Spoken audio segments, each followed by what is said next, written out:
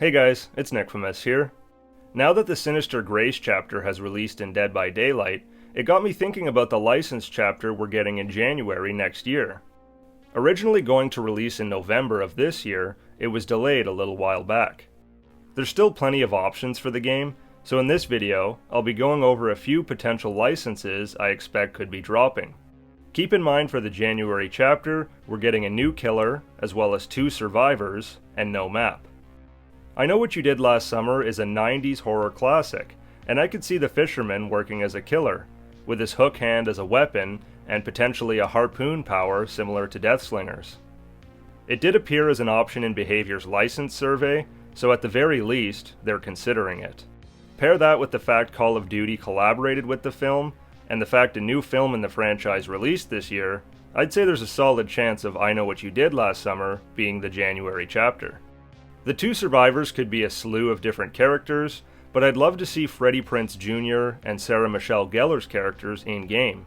And Behavior could even add some Scooby-Doo themed cosmetics down the road for these 2 if they're brave enough, since these actors also played Fred and Daphne in the live-action movies. It's probably a pipe dream, I know, but it would be gold. Weirdly enough, there have been echoes in the community about the January chapter potentially being a game called Danganronpa? Probably said it wrong, whatever, you know what I'm talking about.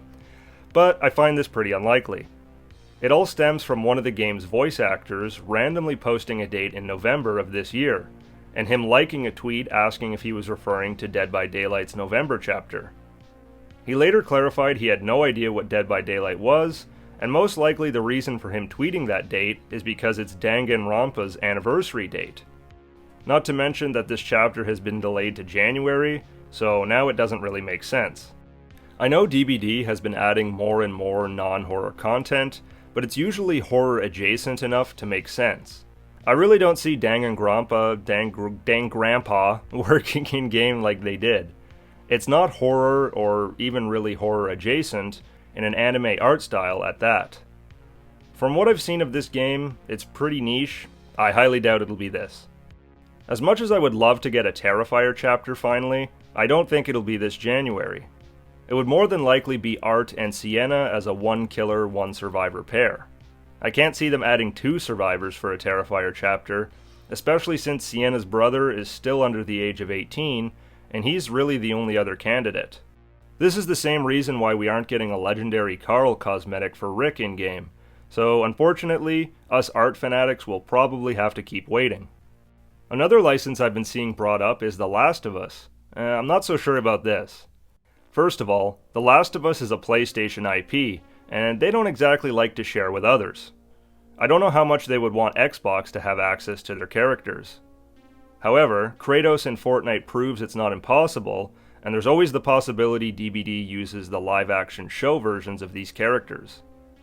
I don't see us getting a killer if this chapter ever happens. As cool as a clicker would be, I imagine Joel and Ellie would come as a survivor-only paragraph, like we got with Rick and Michonne. So, probably not them either for January. Predator deserves a spot in game, no doubt, and I've seen people speculate it will be this next licensed chapter.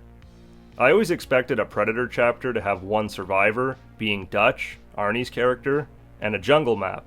However, Matthew recently said in an interview, hero stereotypes like Dutch don't work as well as survivors in-game. Which is questionable, seeing as we have skins for Geralt in-game. So, Dutch's chances seem pretty slim.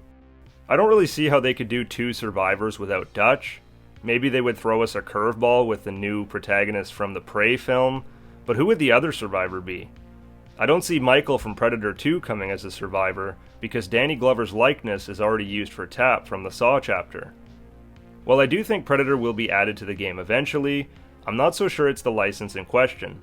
It seems like Predator might work better as a single killer paragraph. I know the Terminator is a controversial choice, since the character is mostly known for using guns, but T-800 or T-1000 could both work as a killer with some creativity, and there's no shortage of survivor options. We could get Sarah Connor and Kyle Reese. John Connor, of course, could be a survivor too, but he's most recognizable as a kid, so I wouldn't hold my breath for him.